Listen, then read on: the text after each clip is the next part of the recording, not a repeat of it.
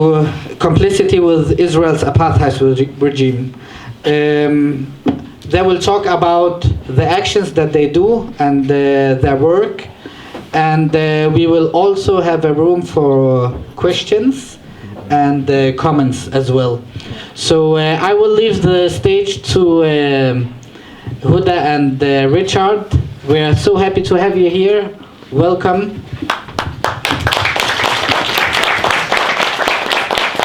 Please, the stage is yours. Thank you. Can you all hear us? Yes. Yes. Okay.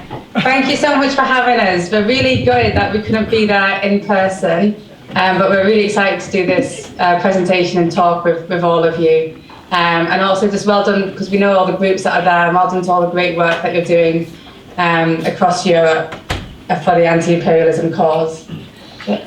Hi, I just echo those comments, and yeah, we're gutted we're not there for various reasons to do with state oppression that we might cover a bit during our quick presentation. Okay, so we'll start off. We've got a presentation,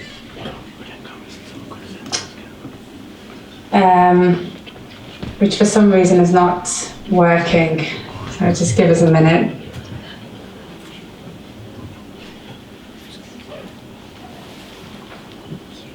It isn't working. You want to start talking about Palestine Action?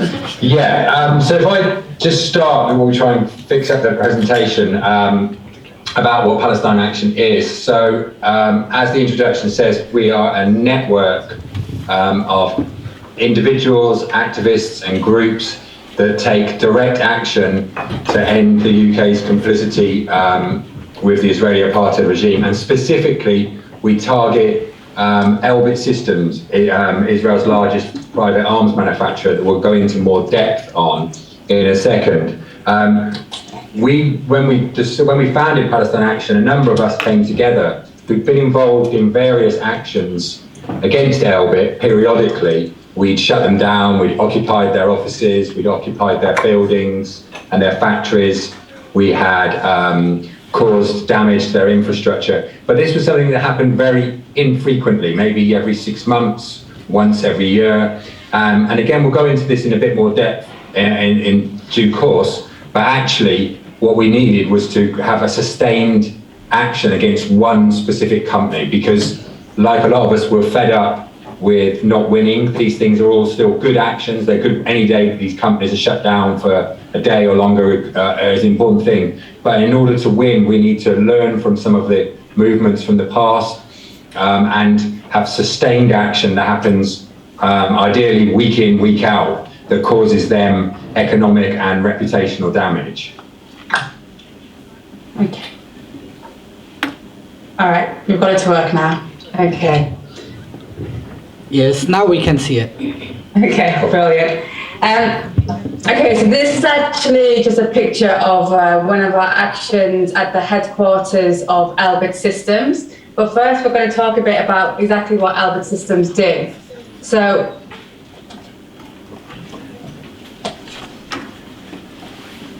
sorry, I don't know what's happening today. Okay, so Elbit Systems is Israel's largest arms company. And they actually market their weapons as battle-tested on Palestinians because they use the captive population of Gaza as a testing ground for their weapons.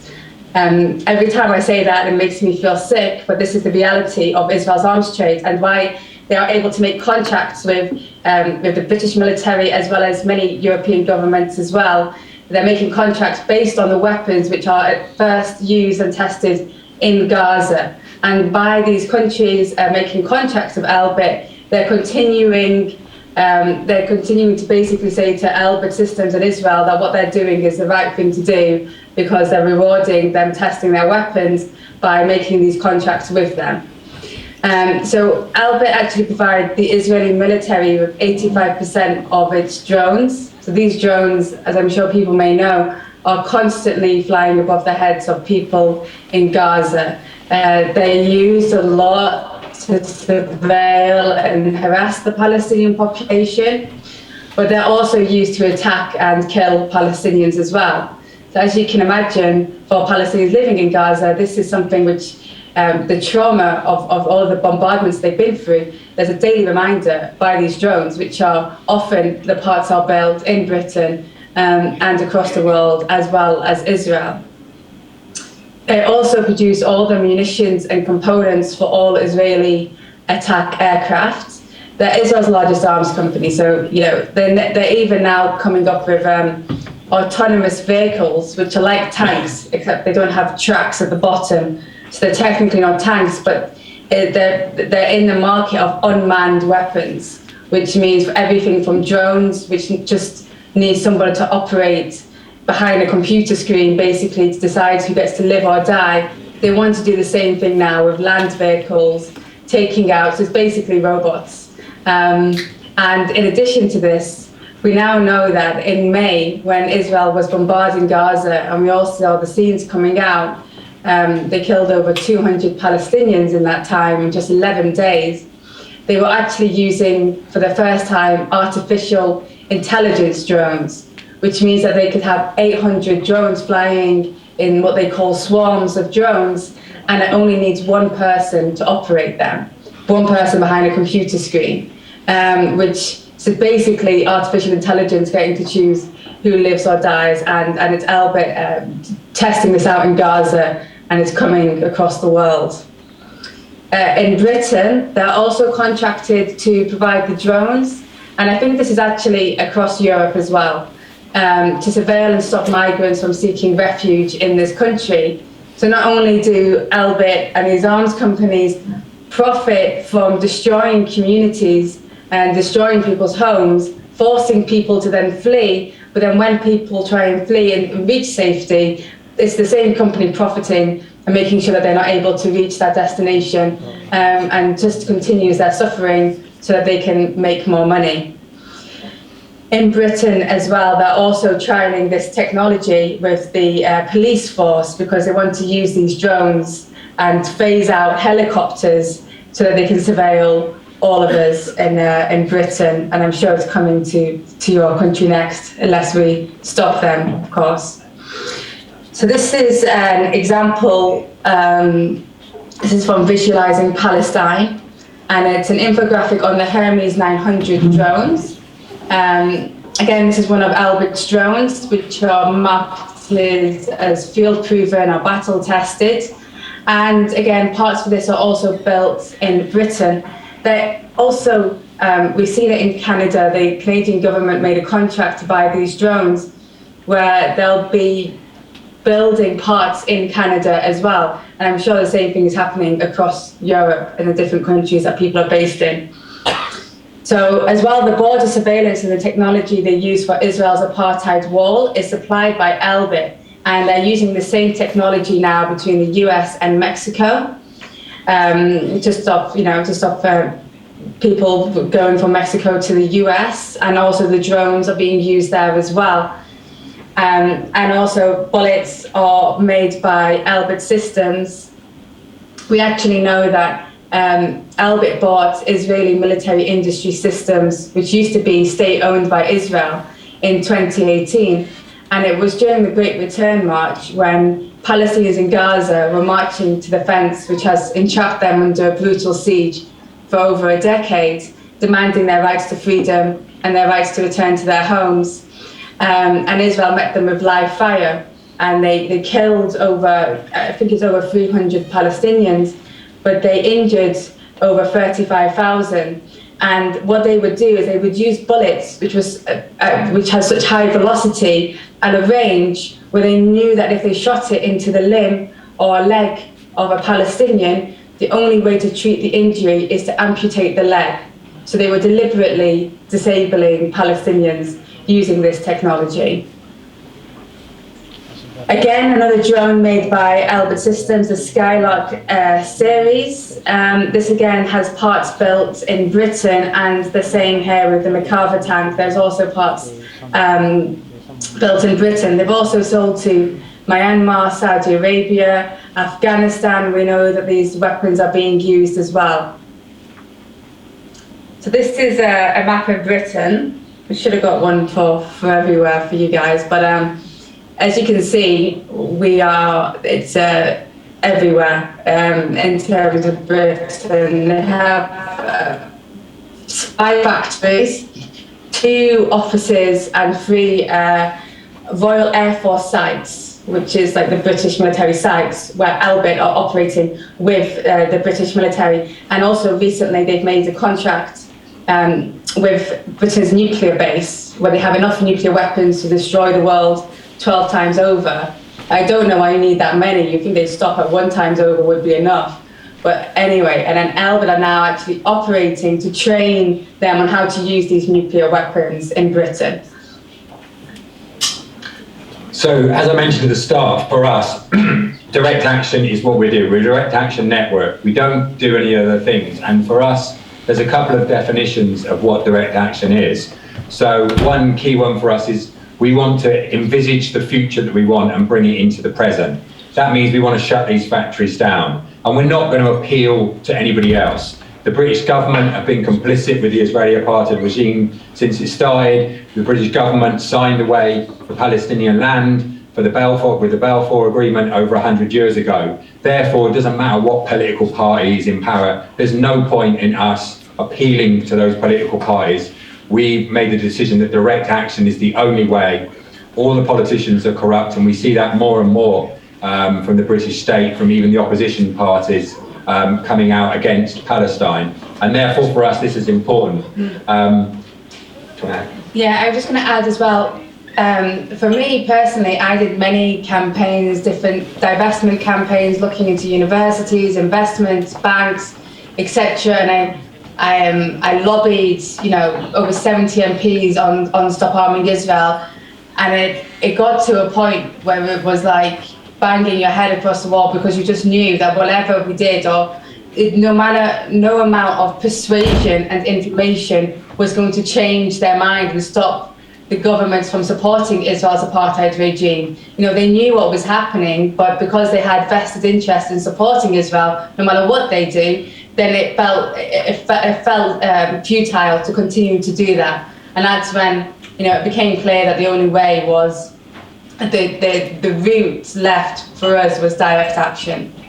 So for us, the kind of crucial comment is the following slide. Oh, no, it's not. We've lost it.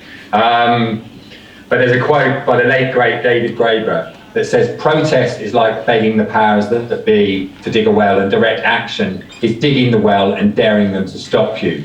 This one particularly strikes a chord with me, so I'll just speak for Huda for a second. Huda is Palestinian and Iraqi. I marched along with 1 million people on the streets of London against the Iraq war, and it achieved pretty much zero for the Iraqi people. And when Huda talks about the experiences of her family in Iraq due to the invading British and American forces, it fills me with a bit of guilt, to be honest, that all I could do was march through the middle of London shouting at politicians to not go to war, knowing they would, and kill nearly 1 million Iraqi people.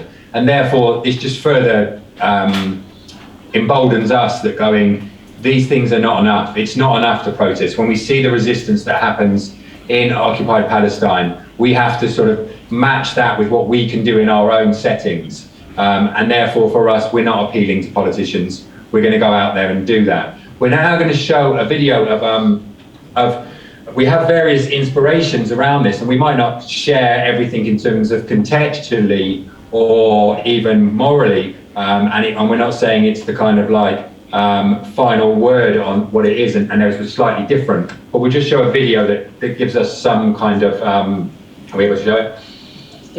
Okay, that shows something about how a kind of direct action can work, and specifically with regards to having one aim.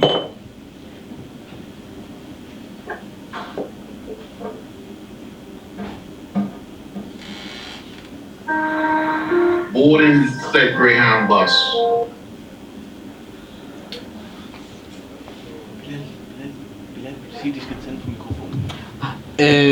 Could you please turn on the microphone, because we can't hear anything from the video. Okay. Boarding that Greyhound bus that travels through the heart of the Deep South, I felt good. I felt happy. I felt liberated. I was like a soldier in a non-violent army. I was ready. I'm on my way. I'm sorry, management does not allow serve niggers in here. The Freedom Rides of 1961 were a simple but daring plan to put blacks and whites on commercial buses. They would deliberately violate the segregation laws. These people are going from town to town, getting off the bus, Negro men and white women, to provoke acts of violence. The idea of going into Mississippi and going into Alabama and challenging segregation so frontally is something that alarmed not only those who oppose civil rights, but those within the civil rights community. I don't question their legal right to travel, but I question their wisdom. Some people can get hurt. How was that feeling? I just like to punch some of them damn agitators right in the face. That was a mob, looked like 1,000 people. They had these iron pipes. They were screaming, kill them niggas, and they had babies in their arms. I asked God to be with me, to give me the strength I would need to remain nonviolent and to forgive them.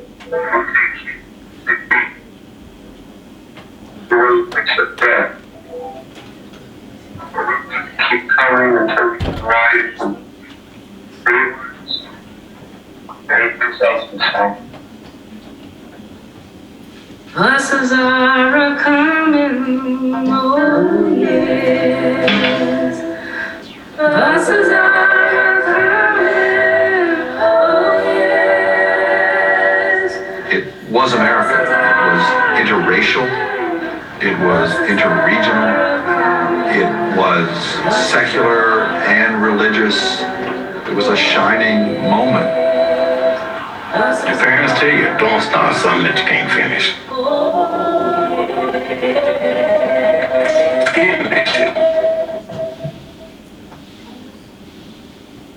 So as I mentioned at the start, those things are obviously in context and they were appealing to their government, but in terms of a direct action and our approach to it, they were definitely envisaging the future they wanted. They wanted to see an end to segregation, so they didn't wait for the government to pass laws. They actually enacted that by sitting black and white on a bus. And we would say that our movement shares some of those ideas about if we want to see an end to factory, we're going to shut it down. We are definitely multiracial. We have many trans people and many Muslims who take actions together, for instance, on our actions. So there's things we can learn from that. A couple of other things to point out from that video is, I saw one of the headlines from the Los Angeles Times that said, where's that fearless idealism today?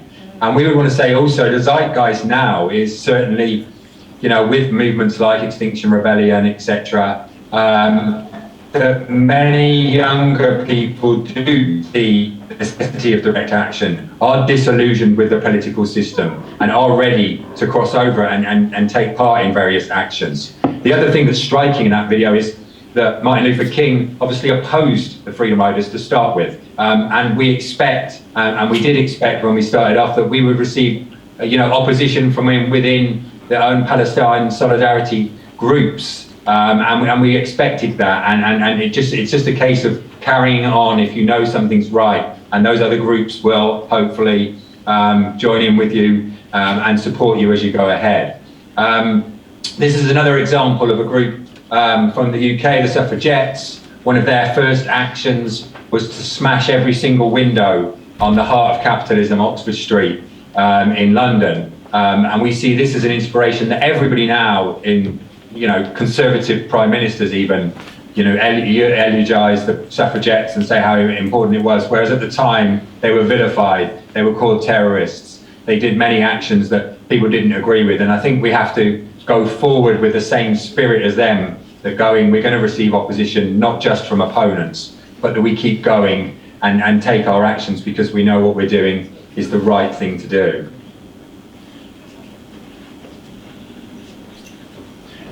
So for us, we're not an intellectual movement, and we'll talk about that in a minute. We're as the clue's in the name, Palestine Action. We take action first. However, we do have a little bit of theory, and sort of looking at past movements from the past as to what direct action campaigns have been successful.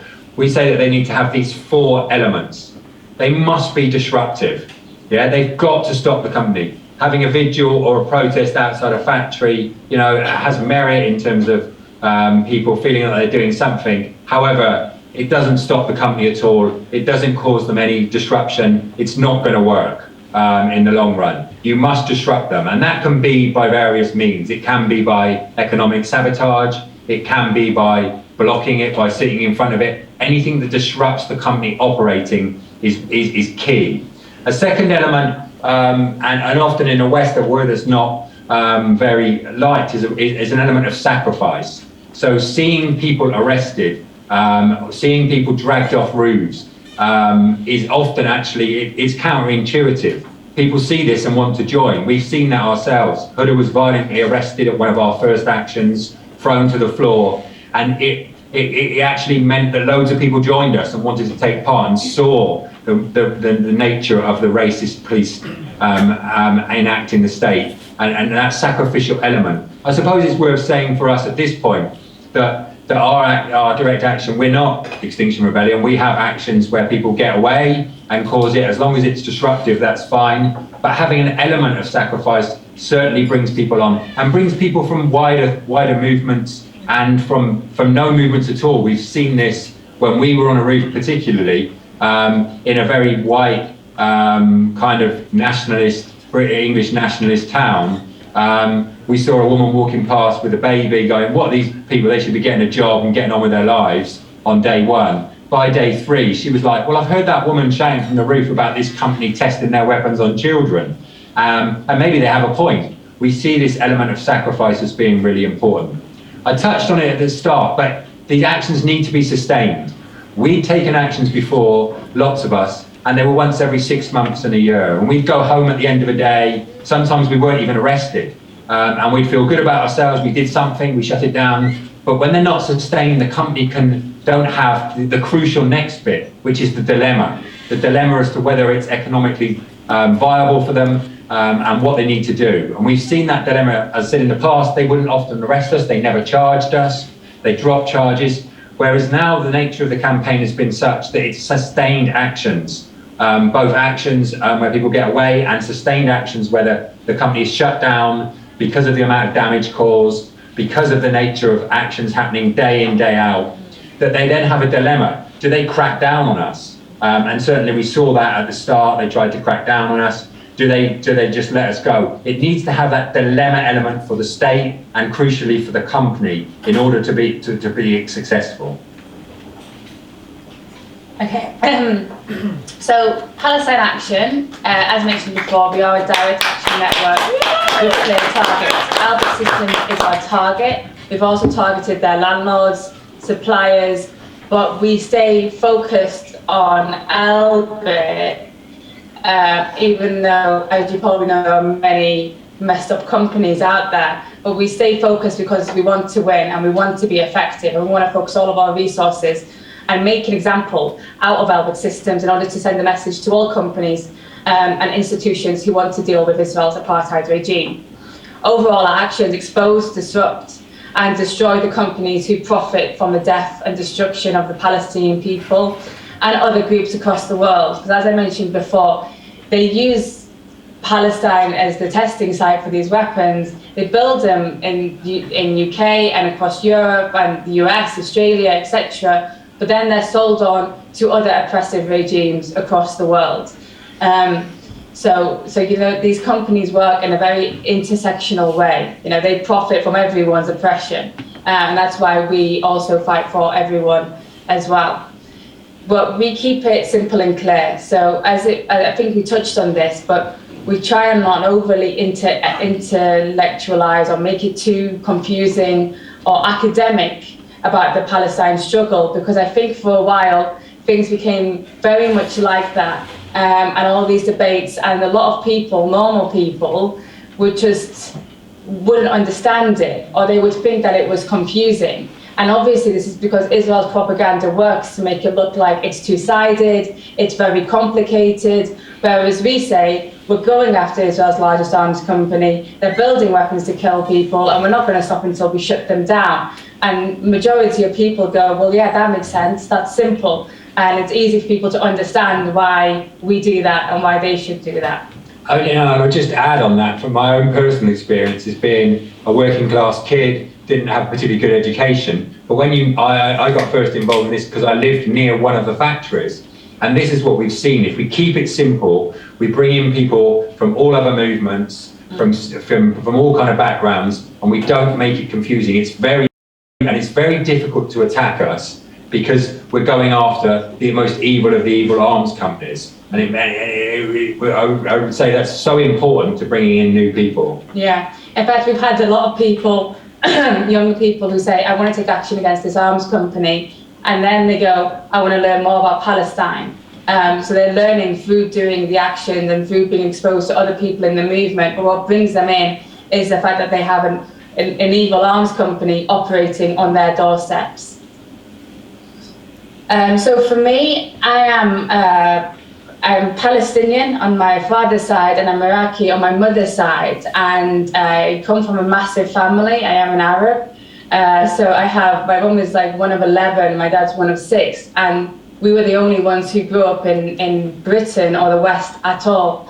So I always understood how much privilege I had over my family in Baghdad, for instance, who, they couldn't go to school, they were being attacked by American and British soldiers, and they didn't have that same privilege. And the fact is that when they build these weapons, they never build them in front of the people that they will kill. They build them in front of us. And because of how the world is right now, it means that people in the West, we just have more privilege and more freedom to act on these things. And whatever they can do to us here is nothing compared to what happens to Palestinians and the people on the front line of these weapons. And we believe that it's part of the sacrifice, it's part of taking action and being willing to discomfort us, make ourselves slightly uncomfortable, or make our lives slightly uncomfortable to fight for the right thing and to end Israel's arms trade on our doorsteps. And by acting where the oppression starts, which is often the countries that we are all, that most of us live in.